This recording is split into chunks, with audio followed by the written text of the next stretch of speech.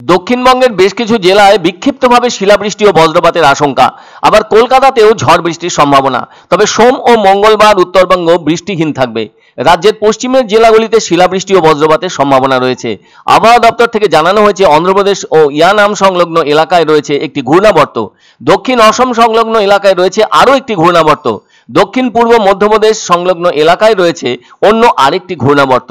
ফলে এ ধরনের ঘূর্ণাবর্ত থাকায় আগামী 16 এপ্রিল বুধবার পশ্চিমী ঝঞ্ঝা প্রবেশ করবে উত্তর ও পশ্চিম ভারতে। দক্ষিণ ও পূর্ব মধ্যপ্রদেশ থেকে তেলেঙ্গানা পর্যন্ত বিস্তৃত রয়েছে একটি অক্ষরেখা। এটি বিদর্ভের উপর দিয়ে গিয়েছে। আরও একটি অক্ষরেখা রাজস্থান থেকে মধ্যপ্রদেশ পর্যন্ত বিস্তৃত। এই ঘূর্ণাবর্তটি ছত্তিশগড়ের উপর দিয়ে গেছে। অন্যদিকে বিহার থেকে ওড়িশা পর্যন্ত আরও একটি অক্ষরেখা ঝাড়খণ্ডের উপর দিয়ে এসেছে। তবে এদিন ঝড়ের পরিমাণ কিছুটা কমতে পারে। কলকাতা সহ দক্ষিণবঙ্গের সব জেলাতে বজ্রবিদ্যুৎ সহ বৃষ্টির সতর্কতা রয়েছে। এই বজ্রবিদ্যুৎ সহ হালকা বৃষ্টির সঙ্গে প্রতি ঘন্টায় 30 থেকে 40 কিলোমিটার গতিবেগে দমকা ঝোড়ো হাওয়া বইবে। আর এমন আবহাওয়ার কারণে উত্তর ও দক্ষিণ 24 পরগনা, পূর্ব ও পশ্চিম মেদিনীপুর, ঝাড়গ্রাম, পুরুলিয়া ও বাঁকুড়া এই 7 জেলাতে বজ্রবিদ্যুৎ সহ বৃষ্টির সঙ্গে প্রতি ঘন্টায় 40 থেকে 50 কিলোমিটার বেগে দমকা ঝোড়ো বাতাস বইবে। তবে মঙ্গলবার দক্ষিণবঙ্গে ঝড় বৃষ্টির পরিমাণ আরও কম হবে। এক্ষেত্রে ঝড়ের সম্ভাবনা একেবারে নেই বললেই চলে। অন্যদিকে বজ্রবিদ্যুৎ সহ হালকা মাঝারি বৃষ্টি হতে পারে পূর্ব মেদিনীপুর, পশ্চিম মেদিনীপুর, ঝাড়গ্রাম, পুরুলিয়া, বাঁকুড়া এবং পশ্চিম বর্ধমান জেলাতে। তবে বুধ ও বৃহস্পতিবার বিক্ষিপ্তভাবে হালকা বৃষ্টি হতে পারে দু এক জায়গায়। এক্ষেত্রে ঝড়ের সম্ভাবনা কমবে। কলকাতা সহ দক্ষিণবঙ্গের প্রায় সব জেলাতেই বজ্রবিদ্যুৎ সহ হালকা দু এক পশলা বৃষ্টি হবে।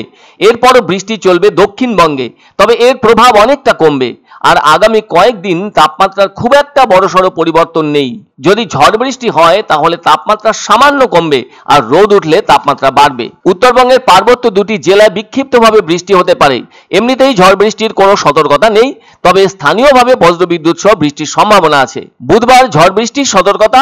এছাড়াও উত্তরবঙ্গের সব জেলাতে বজ্রবিদ্যুৎ সহ হালকা মাঝারি বৃষ্টি ও ঝড়ের সম্ভাবনা। দার্জিলিং থেকে মালদা এই 8টি জেলার কিছু অংশে বজ্রবিদ্যুৎ সহ হালকা মাঝারি বৃষ্টির সঙ্গে প্রতি ঘন্টায় দমকা ঝোড়ো বাতাস বইবে। অন্যদিকে চলতি সপ্তাহে ঝড় বৃষ্টির সম্ভাবনা থাকবে কলকাতাতেও। সেই সঙ্গে প্রতি ঘন্টায় 30 থেকে 40 কিলোমিটার গতিতে দমকা ঝোড়ো বাতাস বইবে। তবে সকালে পরিষ্কার থাকবে, বেলা হলে আংশিক মেঘলা আকাশ থাকবে। বাতাসে জলীয় বাষ্প বেশি থাকায় রোদ চড়লে অস্বস্তি বাড়বে। বিকেল বা রাতের দিকে ঝড়ের সম্ভাবনা তৈরি হতে পারে। তবে তাপমাত্রার বিশেষ কোনো বা বড়সড় পরিবর্তন নেই। এদিন কলকাতা শহরের সর্বোচ্চ তাপমাত্রা 35.2 ডিগ্রি সেলসিয়াস এবং সর্বনিম্ন তাপমাত্রা 27.4 ডিগ্রি সেলসিয়াস। বাতাসে জলীয় বাষ্পের পরিমাণ 35 থেকে 91%। অন্যদিকে ভিন রাজ্যে বিশেষত অসম ও মেঘালয়ে ভারী থেকে অতি ভারী বৃষ্টির সম্ভাবনা থাকবে। দুর্যোগপূর্ণ আবহাওয়া, যার ফলে প্রতি ঘন্টায় ওই দুটি রাজ্যের বেশ কিছু অংশে 50 থেকে 60 কিলোমিটার গতিবেগে দমকা ঝোড়ো হাওয়া বয়ে যাওয়ার সম্ভাবনা। আবার শিলাবৃষ্টির মতো পরিস্থিতিও লক্ষিত হবে ওড়িশা ও ঝাড়খণ্ডে।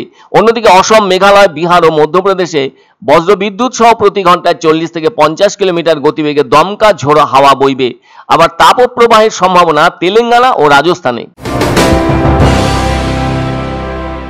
পছন্দসই সেরা খাবার খেতে হলে সোজা চলে আসুন রুচিসম্মত আধুনিক মানের রেস্টুরেন্ট রাজদরবারে। কেননা এখানেই আপনারা পাবেন ভোজনের রাজকীয় অনুভূতি। শুধু পুজোর সময়ই নয়, সারা বছরই রকমারি খাবার সরবরাহ করাই এই রেস্টুরেন্টের আভিজাত্য। আমাদের ঠিকানা রাজদরবার, রাহুতবাড়ি, বাবুপাড়া, জলপাইগুড়ি। এক অন্য অনুভূতির স্পর্শ পাওয়া যায় রয়কো ব্র্যান্ডের গেঞ্জি ও জাঙ্গিয়ায়। তাই ছোট বড় সবার পছন্দ রয়কো গেঞ্জি ও জাঙ্গিয়া।